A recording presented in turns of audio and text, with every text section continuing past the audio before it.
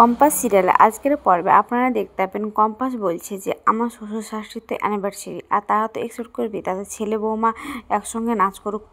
তাই আমি চাই যে আমরা একসঙ্গে নাচ করব, আর নাচ করতে পারি বা না পারি আমি আমার স্বামীর সাথেই নাচ করব, তোমাকে নাচ করতে হবে না গো, আমরা পারবো, এসব কথা বলে। আর ওর বড় বৌদি আর ননদ দুজনে বলে জিও কম্পাস, এই না তোমাকে এর জন্যই তো বেশি ভালোবাসি, এসব বলে। আর কম্পাস তখন বিহানের হাত ধরে আর বলে হ্যাঁ আমরা দুজন একসঙ্গেই নাচবো।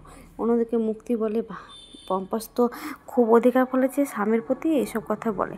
আমার তো এটাই কাজে লাগাইতে হবে ঋতুজাকে, আমি তো চিনি ঋতুজাকে ও বিহানের প্রতি কতটা পসিবল, এসব কথা বলে। তখন মোনালিসা বলে ঠিক আছে তোরা নাচবি তো নাচ, তুই যদি না পারিস তাই ভেবেছিলাম যে তুই হয়তো পারবি না, এসব বলে। তখন ওর বিহান বলে ওর বড় বৌদিকে আচ্ছা ঠিক আছে তোমরা এবার আমাকে দেখাও তো কীভাবে কী করতে হবে না হবে। তখন বলে ঠিক আছে দেখাচ্ছি তাহলে মন দিয়ে তখন দেখো, এসব বলে। তখন বলে ঠিক আছে। তখন ওরা দুজনে ওখানে না ওর ননদ আর বৌদি মিলে দুজনে নাচতে থাকে, আর ওদেরকে বলে তোমরা কিন্তু দেখো ভালো হবে। তখন বলে ঠিক আছে বলে ওরা দুজনে নাচতে শুরু করে দেয়, আর ওদেরকে তখন হাত ধরে দেয়, আর দুজনে বলে তোমরা এইভাবে আমাদের দেখা দেখি নাচতে লাগো। তখন ওরা দুজনে নাচতে থাকে, আর অন্যদিকে মোনালিসা মন খারাপ করে কান্না করে। তখন ওখানে মাহি বলে মোনালিসা একটা কথা বলি, তুমি একটু থামো না, আমি এমন সুন্দর প্ল্যান করেছি শেষ পর্যন্ত তোমার সঙ্গে নাচবে, তুমি এত মাথা খারাপ করছো কেন, এসব বলে। অন্যদিকে মুক্তি বলে এই মোনালিসাকে আমার কাজে লাগবে, এই মোনালিসাকে আমাকে কাজে লাগাতেই হবে, এইসব কথাবার্তা চলতে থাকে। তখন কম্পাস নাচলে মোনালিসা কম্পাসের দিকে তাকিয়ে থাকে, আর কম্পাসও মোনালিসার দিকে তাকিয়ে তাকিয়ে নাচটা করতে থাকে। তখন মাই বলে তুমি অত কিছু করো না তো, মুডটা ভালো করো, নাহলে লোকে কি বলবে, তুমি একদম চিন্তা করছো কেন, এসব বলে। অন্যদিকে দেখা যায় যে মুক্তি ঘরে সেজে গুজে দাঁড়িয়ে আছে, আর তখন অখিলেশ সেখানে যায় আর ওর গলায় একটা সোনার হার পরে দেয়। তখন বলে সোনার হারটা পছন্দ হয়েছে? তখন মুক্তি বলে হ্যাঁ খুব সুন্দর লাগছে, আমার খুব পছন্দ হয়েছে কোন, এসব বলে। তখন মুক্তি ঘুরে অখিলেশকে বলে আচ্ছা অখিলেশ একটা কথা বলো তো, আমাকে আর কতদিন এই তোমাদের অ্যানিভার্সারি পালন করতে হবে আর দেখতে হবে পেছনে দাঁড়িয়ে দাঁড়িয়ে, আজকের দিনটা তো আমাদের হওয়ার কথা ছিল, তুমি বলো ছিল না? তখন অখিলেশ বলে হ্যাঁ আমি তো তোমাকে ভালোবাসি গো, আজীবন ধরে তোমাকে শুধু ভালোবেসে যাবো, এসব কথা বলে। আর তুমি একটু ধৈর্য ধরো। তখন বলে আমি কত আর ধৈর্য ধরবো, অখিলেশ ভেবো না, আমরা একটু সব কিছু গুটিয়ে নিই তারপরে সব কিছু আমরা ঠিক করবো। আর হ্যাঁ তোমাকে যে কাজটা দিয়েছি তুমি কি কাজটা করেছো, আমার বিশ্বাস যে ওই ল্যাবে কিন্তু ওই ঢুকেছিল। তখন বলে কি বলছো তুমি? তো হ্যাঁ আমি জানি ওই ছাড়া কেউ ঢুকতে পারে না ওই ল্যাবে, আজকে কিন্তু আমাদেরকে ওকে চোখে চোখে রাখতে হবে। আর হ্যাঁ একটা কথা বলি তোমাকে, ডক্টরকে আমি ফোন করেছি, আজ কিন্তু আসবে, যা করো সব কিছু আজ করে নেবে। তখন মুক্তি বল কী বলছো তুমি, আজকে আসবে? তো হ্যাঁ এত মানুষের মধ্যে কেউ ওকে নজর করবে না, সে ফাঁকে ওকে ঢুকিয়ে দেবো ল্যাবে। তখন বলে ঠিক আছে। অন্যদিকে চলে আসে বিহানের ছোটো কাকিমণি ডাকতে মুক্তি বলে, আর এসে অবাক হয়ে যায়। অন্যদিকে দেখা যায় যে কম্পাস সাজাচ্ছে ঋতুজাকে, আর ঋতুজা চুপচাপ দেখছে। তখন বলছে ঋতুজা আচ্ছা একটা কথা বলতো কম্পাস, তুই তো কখনো সাজিসনি, তাহলে তুই এত সুন্দরকে সাজাতে কোথায় শিখলি? তখন কম্পাস বলে আমি সাজিনি তো কী হয়েছে গো মা, প্রত্যেকদিন মোনালিসা ম্যাডামকে সাজাতে হতো, ওর নিত্য নতুন না সাজালে ওর বা পছন্দ হতো না। তুমি এসব কথা বাদ দেওয়া তো, তুমি দেখো তোমাকে কি সুন্দর লাগছে দেখতে, বলো ভালো লাগছে না, এসব কথা বলে। তখন বলে খুব ভালো লাগছে বলে সেখান থেকে উঠে গিয়ে চশমাটা পরে। তখন বলে যে চশমা পরছো? তো হ্যাঁ। আর সাজবে না? তখন না। আর কেন সাজবো, এর থেকে বেশি যদি আমি সাজি তবু আমাকে এরকমই লাগবে দেখতে, এর থেকে বেশি কিছু আমাকে লাগবে না। তখন ওখানে ঋতুজা বলে আচ্ছা তুই সাজবি না বলে ওর বড় বৌমাকে ডাকতে চলে যায়, বড় বৌমা করে। তখন ওর বড় বৌমা আসে আর বলে কী হয়েছে মা?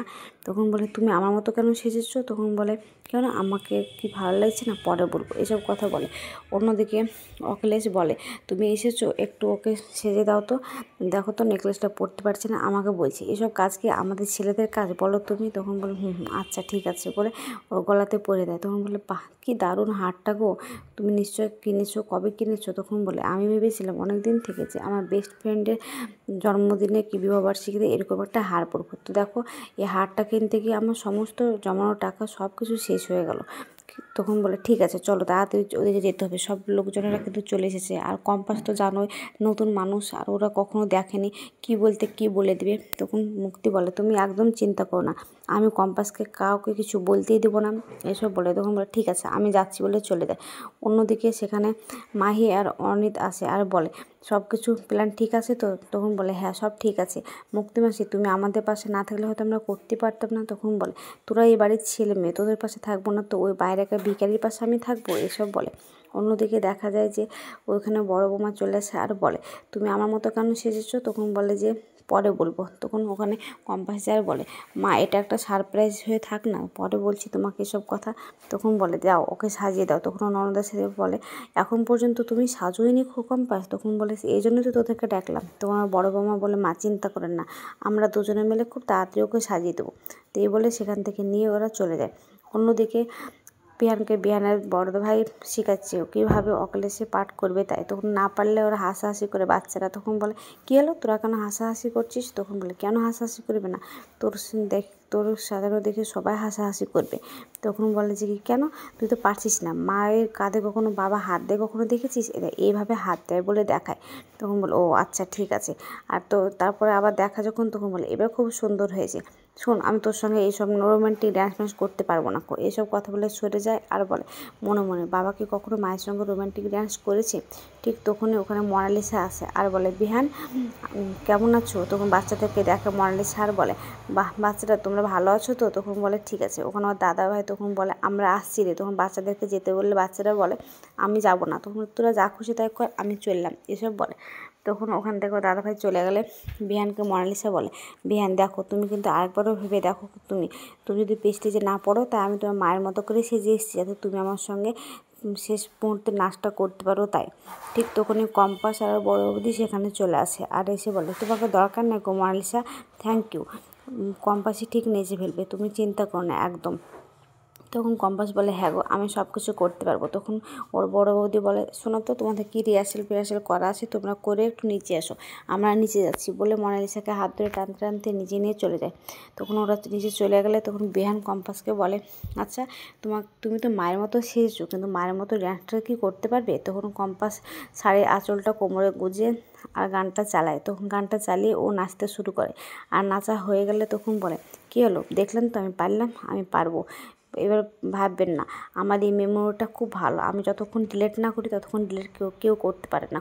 নিচে গিয়ে দেখা যাবে স্টেজে কে কত ভালো মনে রাখতে পারে, বুঝতে পেরেছেন? একটা কথা বলে আমাকে এই একটা জিনিস নিয়ে বারবার অপমান করবেন না তো, এসব বলে। তখন বিহান বলে কী অপমান করছি? তো করছেন না মানে এসব কী করছেন? তখন বলে যে কি না আমি কিছু করছি না। ঠিক আছে তাহলে চলো ওপরে, ডিসকাস্টিং কোথাকার, তাই বলে সেখান থেকে বিহান চলে যায়। আর সেখানে কম্পাস দাঁড়িয়ে থাকলে বলে আজ আমাকে ফালতু বেশি কথা বলা চলবে না, আমাকে সব দিকে নজর রাখতে হবে আর দেখতে হবে যে অকলেশ আমার বাবাকে কোথায় লুকিয়ে রেখেছে আর ওই ল্যাবে কী বা করতে চলেছে। এসব ভাবতে ভাবতে শেষ হয়ে যায়। আগাম পর্বে আপনারা দেখতে পাবেন যে কম্পাস একটা জুসের গ্লাস নিয়ে এসে একজনকে দিতে আসে আর তখন পেছন থেকে একজন ধাক্কা মারে আর জুসের গ্লাসটা পড়ে যায়। তখন মেয়েগুলা কম্পাসকে অপমান করে আর বলে এতক্ষণ ধরে তো তোমার সম্পর্কে শুনছিলাম, তুমি সব কি বাজে বাজে মেয়ে কথা এসব বলছিল আর তুমি আমার গায়ে ইচ্ছা করে জুসের গ্লাসটা ঢেলে দিলে। তখন ও বলে না আমি ইচ্ছে করে ঢালিনি, আমাকে কেউ